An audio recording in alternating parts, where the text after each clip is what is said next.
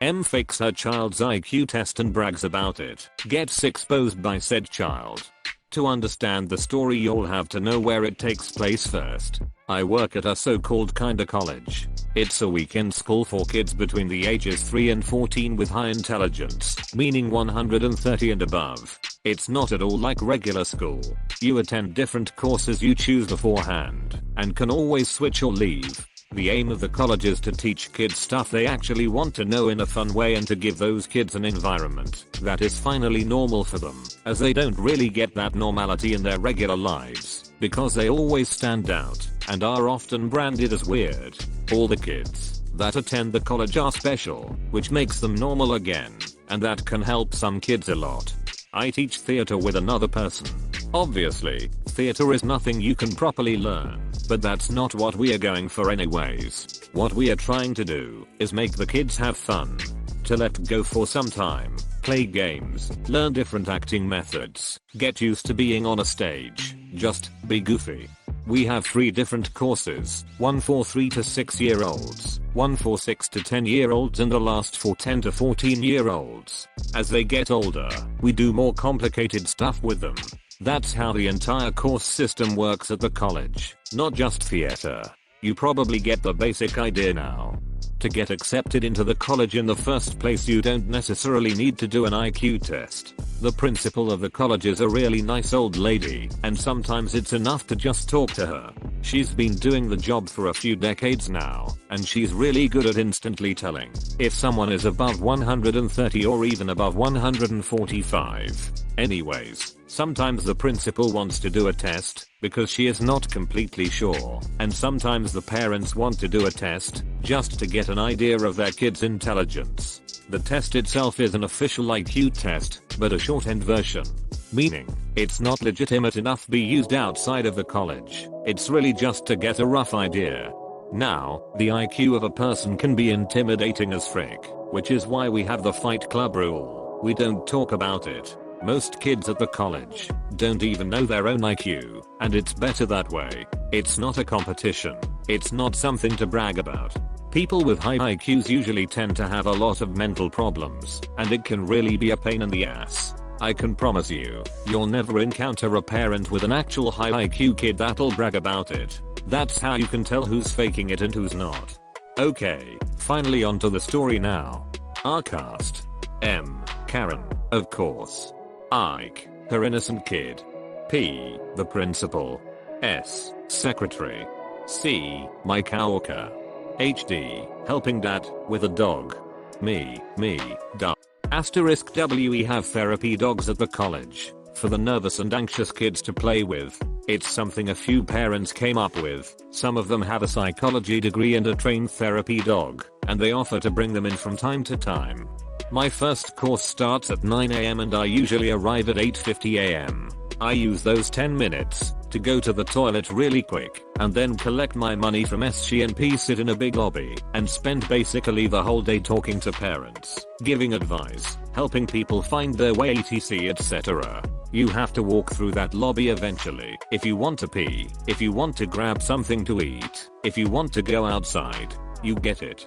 That results into the lobby being quite crowded most of the time. So I was waiting for my money. We can get paid in cash if we want to, and I prefer that, and was chatting with P. She's a really nice lady, and I remind her a lot of her daughter that passed away some time ago, which is why she's very focused on me and always wants to talk when I'm around, basically not caring about who she was previously talking to anymore. She's telling me about that very quiet kid, Ike. 5 years old. She tested last week and his mother, that was apparently acting really weird. I quickly found out that said kid was in my course last week. Kids can visit courses they are interested in for one day for free to see if it's really something they want to do. He caught my attention too. He was very quiet, but not only that. I've been working at the college for 2 years now. I'm 17 currently, and I know by now how to read kids. Ike was way behind everyone else, and not just because he was there for the first time. He couldn't repeat long sentences like the others, didn't properly understand the orders we gave, and generally really stood out. M was there too.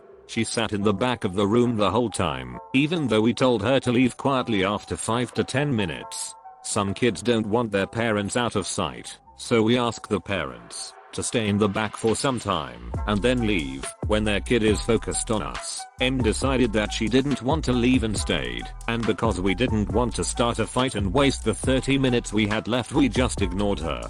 Well, P told me that insisted on staying by her son's side during the test, which is in theory not against protocol, but just not a good idea because it's really distracting for the kid. She still insisted, so she was allowed into the testing room. She originally wanted to sit right next to Ike, but that actually is against protocol, so she had to sit at a different table. Apparently she was really unhappy about that.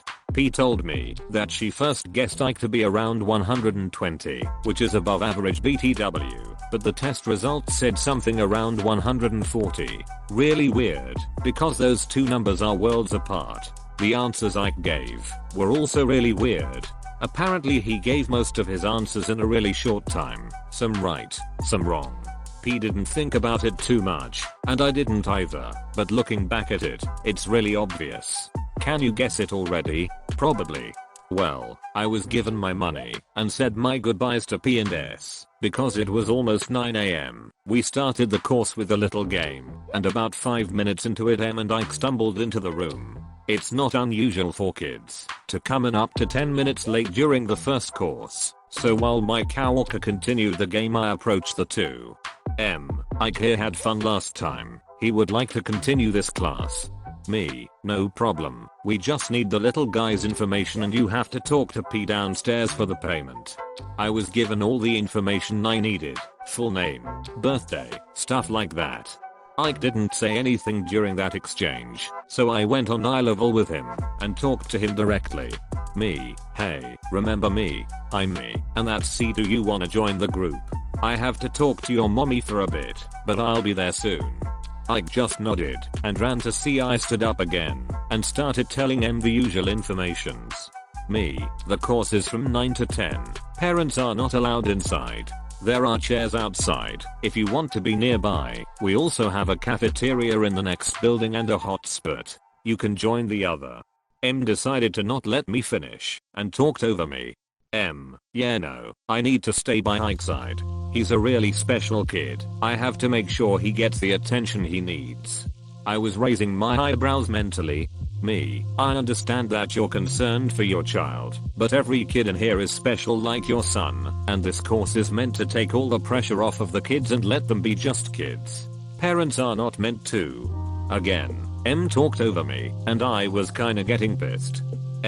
You don't understand. My son is SPECIAL. He has an IQ of 140. How many kids in here are that smart? Huh. She just broke Fight Club rule. Me, I don't know the IQs of the other kids, and I don't need to know. That's not what this college is about. Well, my son is probably the smartest kid this school has ever seen. I'm staying. Me, we are not a school. Nobody gets graded here, and you can't stay.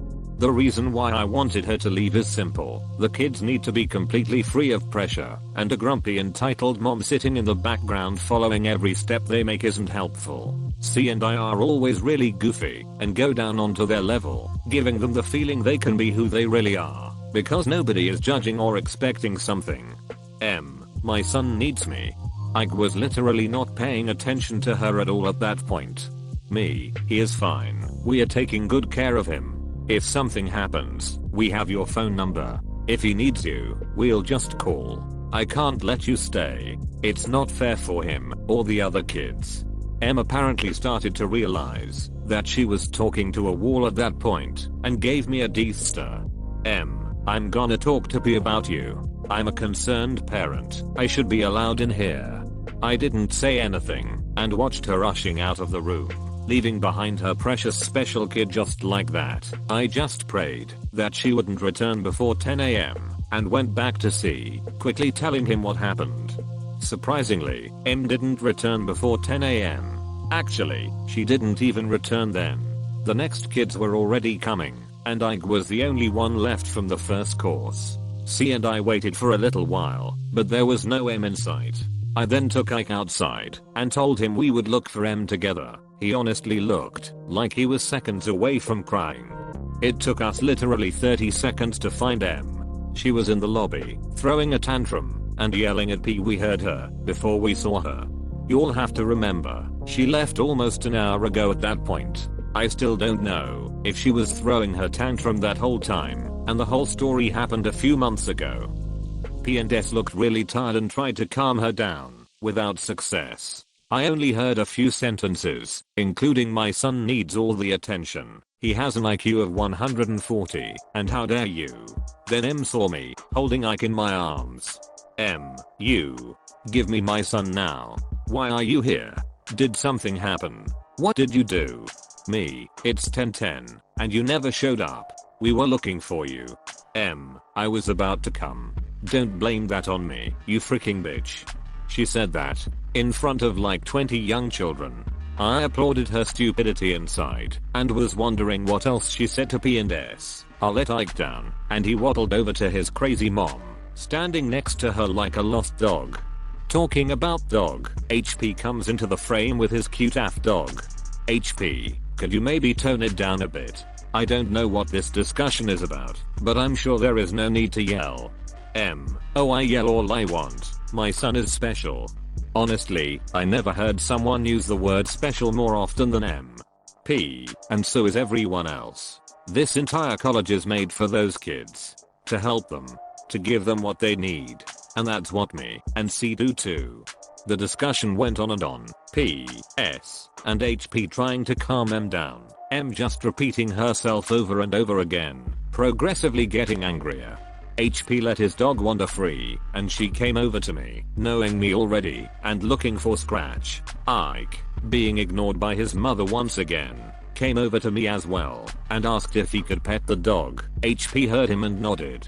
Ike was playing with the dog for a while, and I was just staying by his side, when he suddenly said the sentence that would change the whole situation in a hot second. Ike, I didn't want to do it. Me, you didn't want to do what? Ike, the test. Mommy made me remember all the answers. I was staring at Ike for a few moments, completely surprised by what he just said. Me, how did your mommy know the answers, Ike? Ike, her friend gave them to her. He's a doctor. I just assumed he was talking about a psychiatrist, but I knew he wasn't lying. Earlier P had told me about how quick Ike had answered the questions, not because he was that good, but because he already knew them. I just decided to straight up confront M and stood up, walking to her. Me, you faked the IQ test. Everyone involved went very silent suddenly. M, W Hearty. How dare you accuse me? Me, Ike told me. He said you made him remember the answers. You faked it. I never heard of someone faking an IQ test at the college before, and you can imagine the surprise on everyone's face. M, I did not. Ike is just tired. He doesn't know what he's talking about. P, I don't think Ike is lying. The way Ike answered was very weird. It would absolutely make sense if he was just remembering the answers, not figuring them out. M panicked. Everybody could see it. And the next thing she did makes me question humanity to this very day. She pushed me away so hard I fell into HP, grabbed her son and freaking ran for it. Like, straight up ran for her life. Everybody just stood there, absolutely confused, watching that crazy lady running away with her son. Nobody stopped her, everybody just watched. We never saw her, or her kid again, but everybody knows the story. I assume she figured out what tests we use either through her doctor buddy or another parent told her the name. I can't think of anything else. Ike wasn't even stupid or something. P guessed him to be around 120, which is still above average. I guess M just wanted to get that extra attention. Wouldn't be the first time parents pretend their kids have a genius level IQ to get those 5 minutes of attention, but faking an actual test? Just why? Even if Ike Wold said nothing, sooner or later the truth would have come out, simply because you can't fake being intelligent. Online maybe, but not in real life. Just don't put too much pressure on your kids please. And don't fake an IQ test, like WTF.